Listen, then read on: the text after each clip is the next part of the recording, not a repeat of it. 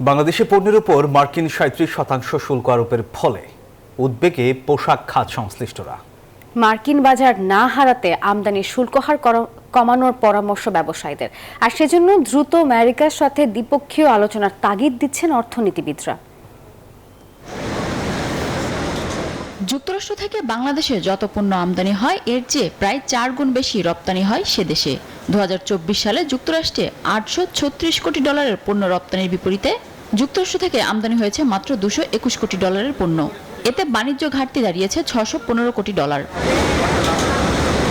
তবে বাংলাদেশের ওপর ৩৭% শুল্ক হওয়ায় রপ্তানি কমার পাশাপাশি বাজার হারাবে ঢাকা। অর্থনীতিবিদরা বলছেন, বাংলাদেশের চেয়ে চীন ও ভারতে শুল্ক কম হয় সে দেশগুলোতেই আন্তর্জাতিক বাজারের বেশি সুবিধা পাবে।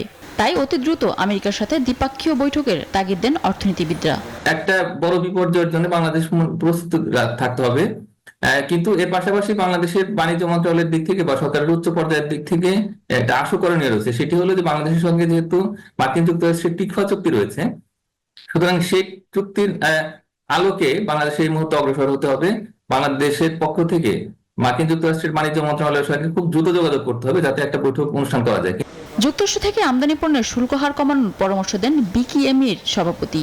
বাংলাদেশ সরকার যুক্তরাষ্ট্রের পণ্য আমদানির ক্ষেত্রে যে ডিউটিটা ইম্পোজ করা হয়েছে এটা ড্রাস্টিক্যালি কমিয়ে 20-25 বা কোনো একটা জায়গায় নিয়ে আসতে পারে, কারণ এতে বাংলাদেশ খুব একটা ক্ষতিগ্রস্ত হবে না, কারণ বাংলাদেশে যুক্তরাষ্ট্রের আমদানি অত্যন্ত সামান্য। তারা আবার নতুন করে চায়না থেকে গোডসগুলো কেনার চিন্তা ভাবনা করতে পারে, কিংবা অন্য দেশ থেকে কিনতে পারে। কিন্তু আমরা যে এক্সপোর্ট করতে পারবো না বা আমাদের এক্সপোর্টের পরিমাণ অনেক কমে যাবে, এটা নিশ্চিত, এই ব্যাপারে কোনো সন্দেহ নাই।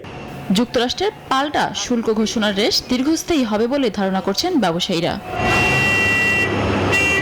মিনা ফিরদাউস, নিউজ 24, ঢাকা।